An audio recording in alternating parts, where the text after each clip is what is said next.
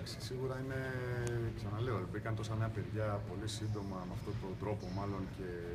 με πολύ λίγο χρονικό διάστημα και είναι γεγονός ότι θα θέλαμε περισσότερο χρόνο στο να, πρώτα απ' όλα να καταλάβουν τη φανέλα και το βάρος που έχει, άσχετα που έχουν παίξει σε μικρές εθνικές ομάδες, το ότι τη σοβαρότητα και αυτού του τουρνουά, γιατί παίζει για μια Ολυμπιάδα και θεωρώ ότι δεν υπάρχει μεγαλύτερη τιμή. Και όπου και να έχει παίξει, είτε παίζει στο NBA, είτε παίζει ότι έχει είτε σε εκατομμυριούχο στι ομάδε σου και αυτά, να παίξει σε μια Ολυμπιάδα, να έχει να το λες δηλαδή στα παιδιά σου, στα εγγόνια σου,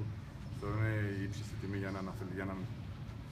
όχι μόνο αθλητή, για προπονητή, για οποιονδήποτε έχει αυτή τη δυνατότητα. Οπότε όλο αυτό το διάστημα,